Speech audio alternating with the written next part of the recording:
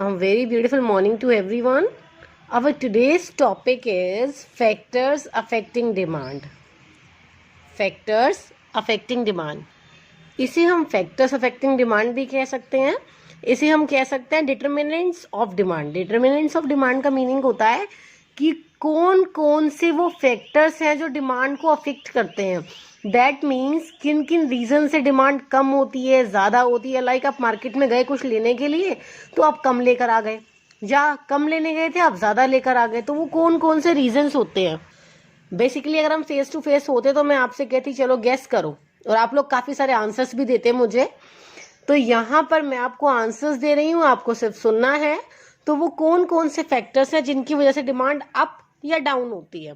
अब डिमांड भी 2 लेवल पे होती है. इंडिविजुअल लेवल होता है और एक मार्केट लेवल होता है. उससे रिलेटेड भी मैं आपको एक्सप्लेन करूंगी अभी. इंडिविजुअल का मीनिंग होता है demand of a single person. ठीक है. अब इंडिविजुअल डिमांड को अफेक्ट करने वाले फैक्टर्स को हम स्टडी करेंगे. सबसे पहले इंडिविजुअल. ठीक है. वो कौन कौन से फैक्टर्स हैं जो इंडिविजुअल डिमांड को अफेक्ट करते हैं. तो सबसे पहले हमारे पास नंबर 1 है on price of the commodity. On price of the commodity. On price, simple. अब यहाँ पे ऑन प्राइस का मीनिंग क्या है. किसी गुड का खुद का जो प्राइस होता है वो बहुत अफेक्ट करता है. देखिए कैसे, ये आपने लॉ ऑफ डिमांड में जो पढ़ा है वही है कि when price of a commodity decreases it's demand increases. When price of a commodity increases demand decreases, and price decreases demand increases, vice versa जिसको हम बोलते हैं. तो first point is on price. तो ये आपका लॉ ऑफ डिमांड वाला है, ये आपको ऑलरेडी आता है क्योंकि लॉ ऑफ डिमांड आप कल कर चुके हैं. नेक्स्ट है price of other goods. Price of related goods. अब आप समझेंगे रिलेटेड गुड्स. कल भी मैंने ये बात बोली थी बट आपको शायद क्लियर नहीं हुई होगी. यहाँ पे जो रिलेटेड गुड्स हैं वो 2 टाइप की होती हैं. रिलेटेड गुड्स, वो टाइप क्या क्या हैं ध्यान देंगे. रिलेटेड गुड्स में 2 टाइप आते हैं. एक होता है हमारा सब्स्टिट्यूट. सब्स्टिट्यूट. और दूसरा हमारा होता है कॉम्प्लीमेंट्री. ठीक है. दूसरा हमारा है कॉम्प्लीमेंट्री. तो there are 2 type of goods. तो पहले मैं सब्स्टिट्यूट का बताती हूँ, फिर कॉम्प्लीमेंट्री का. सब्स्टिट्यूट गुड्स होती क्या है पहले हम इसका मीनिंग समझेंगे. Substitute goods are those goods which can be use in place of the other. जहां पर हम एक गुड को दूसरी गुड की जगह पर प्लेस कर सकते हैं, मतलब एक गुड को दूसरी गुड की जगह पर यूज कर सकते हैं. Like T and coffee. T and coffee. तो यहाँ पे अगर आपके पास टी नहीं है you can use coffee at the place of T. हम टी को कॉफी की जगह पर और कॉफी को टी की जगह पर इजीली यूज कर सकते हैं. So these are substitute goods. अब ये कैसे अफेक्ट करते हैं उसे ध्यान से समझेंगे. ये ऐसे अफेक्ट करते हैं कि मान लीजिए मार्केट में टी का प्राइस जो है वो हाई हो गया है, तो जो पर्सन टी कंज्यूम कर रहा है वो कॉफी कंज्यूम करना स्टार्ट कर देंगे. तो demand of coffee will increase just because of the rise in prices of T. क्योंकि टी के प्राइसेस राइज हो गए हैं. टी के प्राइसेस राइज हो गए हैं तो कॉफी की डिमांड क्या हो जाएगी. कॉफी की डिमांड अप हो जाएगी. क्यों हो जाएगी. क्योंकि वो लोग टी को बाय नहीं कर पा रहे हैं, परचेज नहीं कर रहे हैं.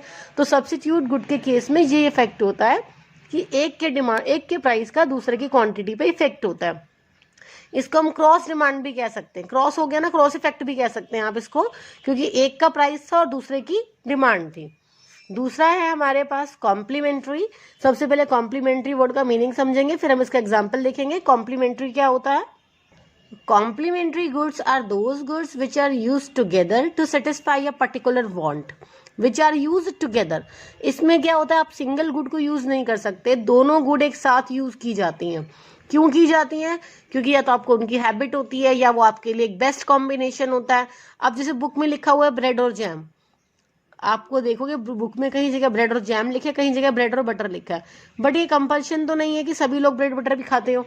किसी को ब्रेड जैम पसंद है, किसी को ब्रेड क्रीम पसंद है, किसी को ब्रेड मियोनी पसंद है.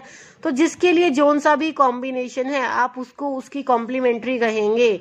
ठीक है. लाइक मेरे लिए ब्रेड और क्रीम है, आप अपना अपना देख लेना आपका कॉम्बिनेशन क्या है ब्रेड के साथ. तो उनको हम क्या कहते हैं, कॉम्प्लीमेंट्री गुड्स.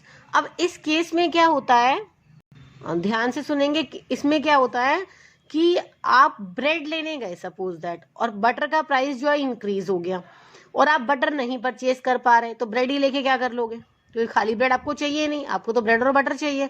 तो इस केस में अगर एक गुड का प्राइस कम या ज्यादा हो जाता, अगर एक गुड का प्राइस इंक्रीज हो गया तो दूसरे की क्वांटिटी डिक्रीज हो जाएगी। यहाँ पे प्राइस और क्वांटिटी का अपोजिट रिलेशन हो जाएगा। एक का प्राइस इंक्रीज हुआ तो दूसरे की क्वांटिटी डिक्रीज हो गई, और एक का प्राइस डिक्रीज हो जाएगा तो दूसरे की क्वांटिटी इंक्रीज। लाइक अगर मुझे ब्रेड चीप मिल गया, suppose that by one get one का ऑफर चल रहा है, एक अमूल पे एक अमूल फ्री, तो मैं ब्रेड एक एक्स्ट्रा ले लूंगी। क्यों ले लूंगी? क्योंकि मुझे पता है जब बटर एक्स्ट्रा है मेरे पास तो मुझे ब्रेड भी चाहिए ही चाहिए। तो एक का प्राइस कम होने पर दूसरे की क्वांटिटी इंक्रीज हो जाती है। Next the main point number 3, income of the consumer. ये तो बहुत सिंपल है। इनकम ऑफ द कंज्यूमर, कोई भी कंज्यूमर हो उसकी इनकम इंक्रीज होगी तो डिमांड इंक्रीज होगी, इनकम डिक्रीज होगी तो डिमांड डिक्रीज हो जाएगी। The simplest point.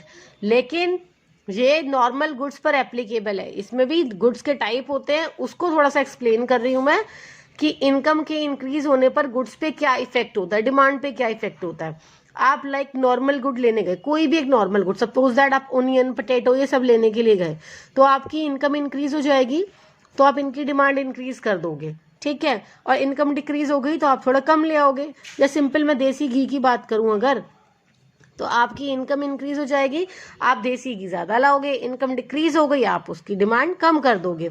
On the other side एक और गुड होती है, उसको कहते हैं इंफीरियर गुड्स।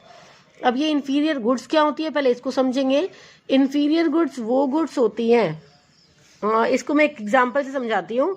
आपने कभी कभी देखा होगा वेजिटेबल सेल हो रही है, तो वेजिटेबल सेलर के पास थ्री क्वालिटी रखी है।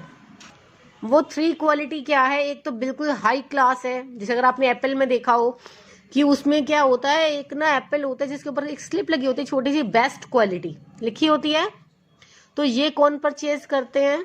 ये रहे आपके एप्पल, ये आपका फर्स्ट क्वालिटी का, ये आपका सेकंड क्वालिटी का, और ये आपका थर्ड क्वालिटी का, ठीक है। तो इस पर आपकी स्लिप लगी है बेस्ट क्वालिटी। तो ये जो आपका फर्स्ट वन है ये लेंगे हाई सोसाइटी पीपल, ये आपका लेंगे मिडिल क्लास। ये है छोटे छोटे से एप्पल गंदे गंदे से जिसमें से आपको छाट छाट के लेने पड़ते हैं, तो ये होते हैं inferior goods, low quality, bad quality या पुअर क्वालिटी, इसको लेते हैं पुअर पीपल। अब अगर आपकी इनकम इंक्रीज होगी, सपोज दैट पहले आप पुअर थे और आप ये वाले ले रहे थे एप्पल, अब अगर आपकी इनकम इंक्रीज हो गई है तो आप इसी की क्वांटिटी को इंक्रीज करेंगे या शिफ्ट करके यहाँ से यहाँ आएंगे? ध्यान से देखेंगे, ऑब्वियस है आपका आंसर होगा कि आप यहाँ से यहाँ आएंगे। तो इसे हम बोलते हैं इनकम इफेक्ट, इसका नेगेटिव होता है। इनकम इफेक्ट इंफीरियर गुड्स का नेगेटिव होता है, क्योंकि जब इनकम इंक्रीज होती है तो इंफीरियर गुड्स की डिमांड डिक्रीज हो जाती है, क्योंकि कंज्यूमर अपने आप को इंफीरियर गुड से नॉर्मल गुड पर शिफ्ट कर देता है। क्लियर है?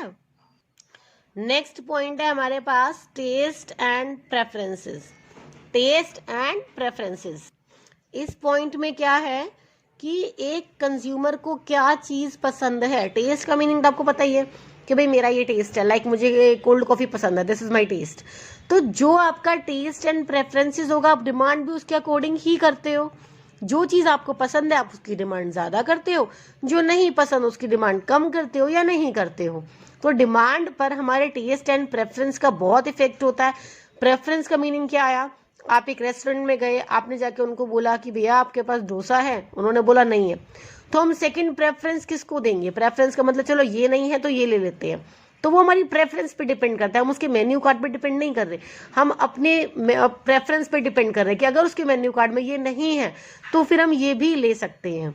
तो ये होता है टेस्ट एंड प्रेफरेंस, और टेस्ट एंड प्रेफरेंस पे हमारी डिमांड अफेक्ट करती है, ठीक है। नेक्स्ट पॉइंट है फैशन। फैशन आपको पता है आए दिन चेंज होता है, कभी किसी चीज का फैशन होता है, कभी किसी चीज का फैशन होता है। तो जब फैशन चेंज होता है, फैशन के अकॉर्डिंग डिमांड होती है। अगर करंट में जो फैशन चल रहा है तो ऑब्वियसली आप डिमांड करंट फैशन की करोगे, लेटेस्ट फैशन की करोगे, ओल्ड फैशन की नहीं करोगे। तो यहाँ यही आएगा कि जो लेटेस्ट फैशन होता है उसकी डिमांड ज्यादा होती है, जो ओल्ड फैशन होता है उसकी डिमांड कम होती है। आप मार्केट में जाओगे तो ऐसा कोई मीनिंग नहीं है कि आपको लेटेस्ट मिल रहा है तो ओल्ड नहीं मिलेगा, आपको पुराना भी मिलेगा, उसकी डिमांड लेकिन बहुत कम होगी क्योंकि बहुत कम लोग उसको परचेज करते हैं। बट जो करंट होगा, लेटेस्ट होगा, वो आपको हर शॉप पे अवेलेबल होगा क्योंकि उसकी डिमांड ज्यादा होती है, क्लियर है फैशन वाला पॉइंट? तो ये वाले सारे हमारे थे फैक्ट, इंडिविजुअल डिमांड को जो अफेक्ट करते हैं। अब हम बात करेंगे मार्केट डिमांड, जो पूरी मार्केट को अफेक्ट करते हैं। वो कौन से पॉइंट हैं? कंप्लीट मार्केट, होल मार्केट के लिए। तो फर्स्ट पॉइंट हमारा मार्केट के लिए है यहाँ पे पॉपुलेशन। भाई सीधी सी बात है, जैसे जैसे पॉपुलेशन इंक्रीज होगी वैसे वैसे डिमांड भी इंक्रीज होगी, और जब अगर पॉपुलेशन डिक्रीज हो जाएगी तो डिमांड डिक्रीज भी हो सकती है। जैसे आप देख रहे हो कोरोना, अगर ये ऐसे ही फैलता रहा तो पॉपुलेशन डिक्रीज हो जाएगी और डिमांड, मार्केट, इकोनॉमी सब बिल्कुल खत्म। तो ये हमारा है पॉपुलेशन। और पॉपुलेशन में भी एक खास बात होती है, पॉपुलेशन में भी हम ये डिवाइड करते हैं कि किस एज, किस सेक्स के हैं। लाइक अगर बच्चे हैं तो बच्चों के प्रोडक्ट ज्यादा बनेंगे, वुमेन है तो वुमेन के प्रोडक्ट ज्यादा बनेंगे, मैन है तो मैन के प्रोडक्ट ज्यादा बनेंगे। जिस टाइप की पॉपुलेशन है उस टाइप के प्रोडक्ट्स की डिमांड ज्यादा हो जाती है। सेकेंड पॉइंट है आपका डिस्ट्रीब्यूशन ऑफ इनकम। यहाँ डिस्ट्रीब्यूशन ऑफ इनकम क्या है? हमारे पास फैक्टर ऑफ इनकम कितने होते हैं? 4, लैंड, लेबर, कैपिटल, एंटरप्रेन्योर। ये आपने शायद किया हो या नहीं किया हो। तो लैंड के बदले रेंट मिलता है, लेबर को वेजेस मिलते हैं, कैपिटल पे इंटरेस्ट मिलता है, और एंटरप्रेन्योर को क्या मिलता है? प्रॉफिट। तो ये आपको देखना है कि अगर ये इक्वली डिस्ट्रीब्यूटेड हैं, इक्वली डिस्ट्रीब्यूटेड अगर ये हैं तो ऑब्वियस है कि हमारी डिमांड जो है ज्यादा होगी। अगर ये इक्वली डिस्ट्रीब्यूटेड नहीं है तो हमारी डिमांड कम होगी। इनके डिस्ट्रीब्यूशन पर डिपेंड करता है। लाइक वेजेस किसी को बहुत ही कम मिल रही हैं, बहुत ही कम, तो डिमांड कम होगी। ज्यादा मिल रही हैं तो ज्यादा होगी। रेंट है, किसी को कम मिलता है, किसी को ज्यादा मिलता है, किसी के पास रेंट देने के लिए लैंड कम होती है, किसी के पास रेंट पे देने के लिए लैंड ज्यादा होती है। तो डिपेंड करता है इन फैक्टर्स पे, ठीक है। पॉइंट नंबर 3 है हमारा सीजन एंड वेदर।